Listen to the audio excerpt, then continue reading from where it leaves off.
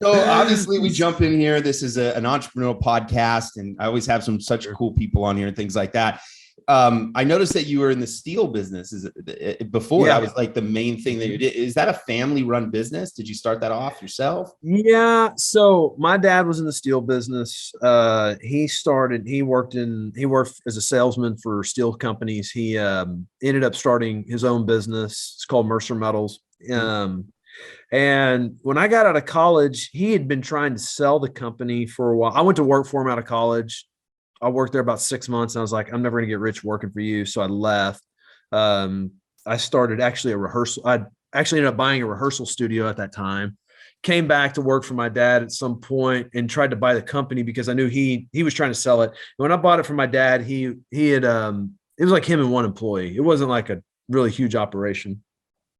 So I bought it, kind of grew it a little bit. We were doing mainly distribution of steel items, specialty tubing products. And then, I was always doing real estate stuff. And literally through a real estate deal, I acquired a fabricator.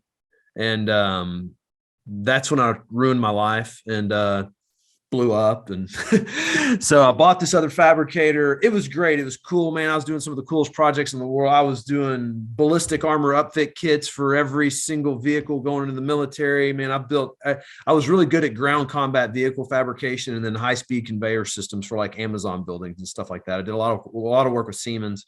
But big issue I had a partner, and that partner's hand was touching a lot of money that went missing at some point. Oh, okay. Yeah. Got in a massive lawsuit with them. Okay. Got him out of the company, went flat broke, wasn't bankable, got a private equity company to give me about $850,000 to turn the ship around. We did it, ended up selling it at a great multiple to a strategic buyer and got the hell out. I got to a point where I had about 40 employees, and I was doing real estate too at the same time. And this is kind of a big motto of mine now is there are no part-time gangsters, and Ooh, good line. I was trying to do both things at a very high level. I was trying to broker industrial real estate at a very high level, and I was trying to run a 40-person fab shop. We had flat lasers, robotic welders, precision press brakes. I mean, you can't be both, you know what I mean? And it's funny. I hear, when I see in social media, everybody's like, "Hey, what's your side hustle?" I'm like, "Your side hustle is bullshit."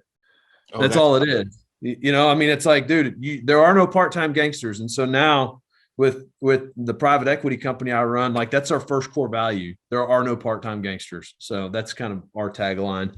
And that's what I learned from a lot of that. And, I learned how to go broke and rebuild myself. And I lost a lot of money doing it, but also got out unscathed, learned how to sell a company. Now that was off of, because like obviously your stories, like it sounds so impactful. I read something you said something. I remember I wrote it down.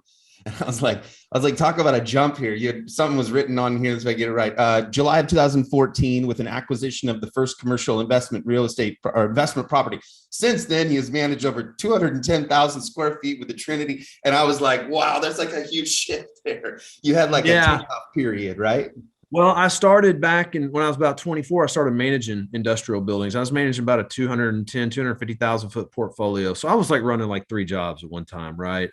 Obviously you're a musician. I'm a musician. I'm in my home studio. I got about 1,000 square foot jam room I'm sitting here in right now. Come on. Why you got to throw that at me? I got to throw the San Diego Sun at you just to keep up. Yeah. I dumped the property management, went into brokerage full time. I had my dad's company just sitting there on autopilot running, which is where I wish I would have left it.